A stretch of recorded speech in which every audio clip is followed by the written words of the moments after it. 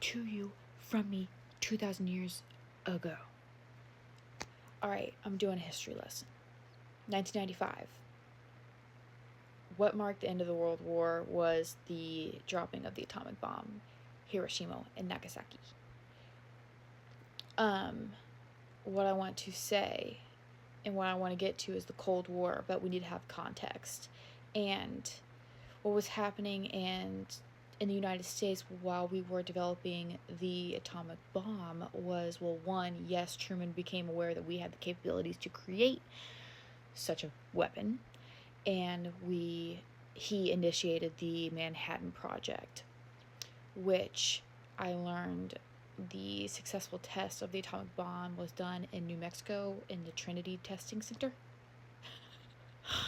It's not funny, but it is, because we just dropped it, like the government just dropped a bomb. They dropped the bomb in New Mexico in a very deserted location, which it was to a certain extent, at the expense of 20 or so girls who were at a dance academy nearby, who were all playing and dancing and doing ballet, and then they go outside and it's New Mexico and it's snowing and they're just frolicking in the snow, which is radiation. So anyway, none of those girls made it to 30. Retained.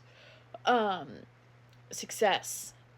Truman comes to understand that it's a success, and he's like, okay, well, this is perfect timing because Japan will not give up. And we're going to remember that what brought United States into World War II was the attack on Pearl Harbor. So we were very mad at the Japanese, and they were relentless. Like, the Japanese government was willing to let every single one of their people die to not give up.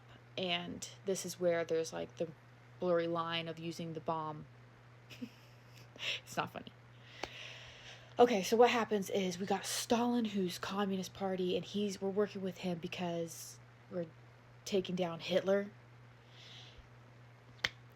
And at one point, the advisors of Truman are like, hey, we should tell Stalin about the bomb because we didn't want the Soviet Union coming into the fight with Japan due to the fact that they were appearing to be very much on a conquest mission, given the spreading of communism over there.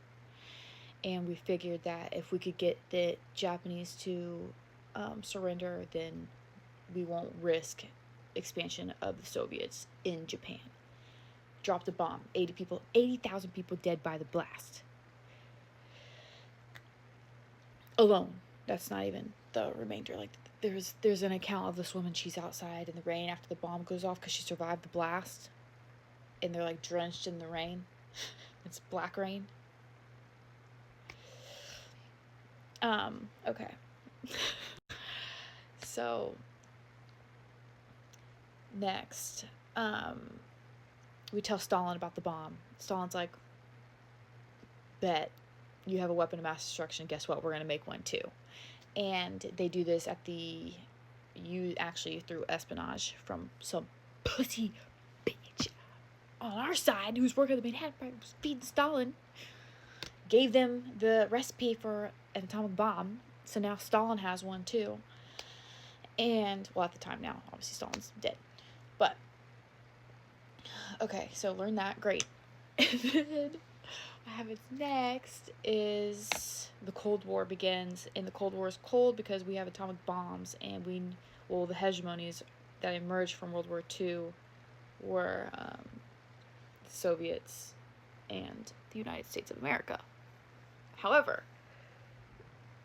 they are both completely different in regard that one, I should say, in respect that one is capitalist, one is communist. And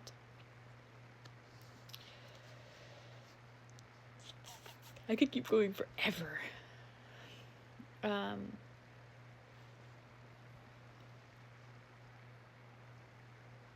So, okay, hang on.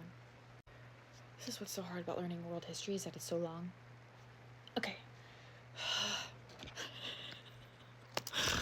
Okay, anyway. Alright, so Cold War begins because we can't use the nukes, right? And this is all done through psychological warfare, economic sanctions, and psychological warfare. Now, what I want to remember is during the Great Depression, the Americans were seeing through propaganda this very successful communist regime going about in the Soviet Union under Stalin because no one was losing jobs over there. Come to find out, it's not funny. It's insane that they were all the Soviets were all starving to death and dying and being forced to work in labor camps as slaves. And they had a huge famine, which became known as the Holodomor, where millions of people starved to death. And this was done through the act of collectivism, which is a process done in communist regimes where just what it sounds like, collects everything from any individual, takes, because we're going to level playing field, right? Commies, you all want equal. That's what it gets you. Anyway, so Americans are over here saying we want communism because we're in our own depression, not knowing that they're literally eating each other over there.